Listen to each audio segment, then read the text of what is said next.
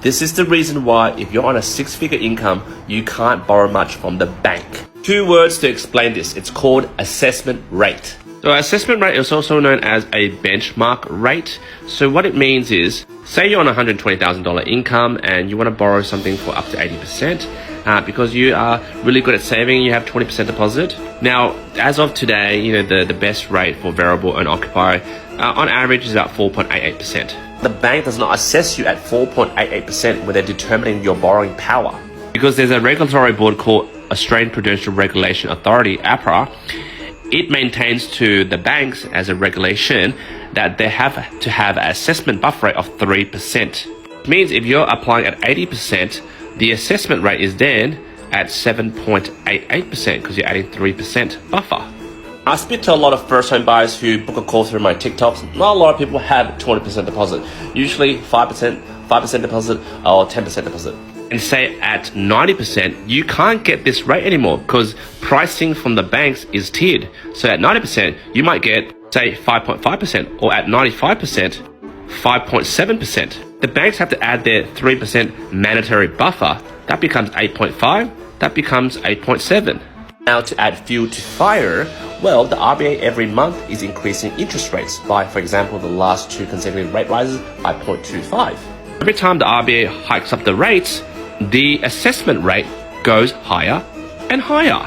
A lot of first home buyers and first time investors that I speak to through TikTok when they book a call, they don't get this. They're like, well, Q, I'm on 120, 130K after my expenses. I should be able to get a home loan if rates are like, 4.8 or 4.9.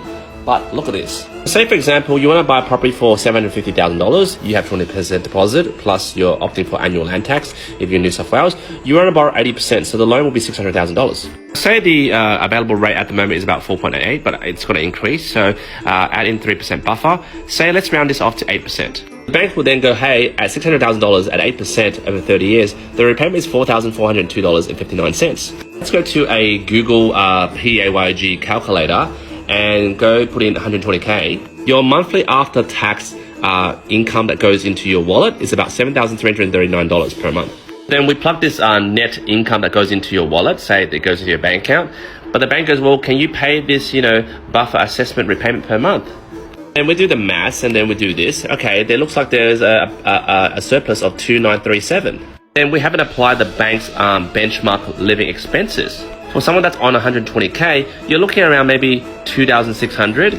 And God forbid, if you spend more than that, then no way. And you get the surplus and you minus the bank's living expenses, you're left with $337 surplus. I know most of you are throwing your legs up and arms up in the air and go, hey, I don't spend that much, I'm frugal. Well, the bank doesn't care. They take a national average. You might be an Asian, you might be ethnic, you might be a minority, you don't spend much, but this is based on white boy average spending, which is the average Caucasian spending. Again, this is not casual racism. I have a lot of white friends, but that's the average, right? The average Australian spend.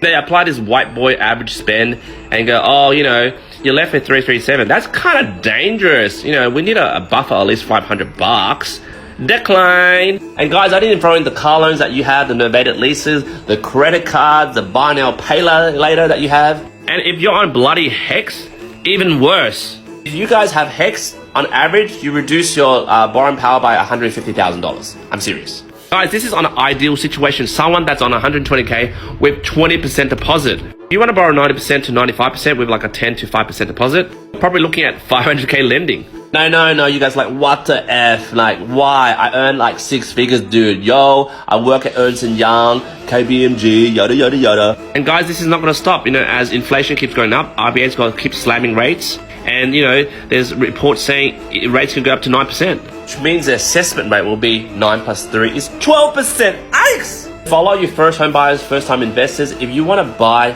get in now.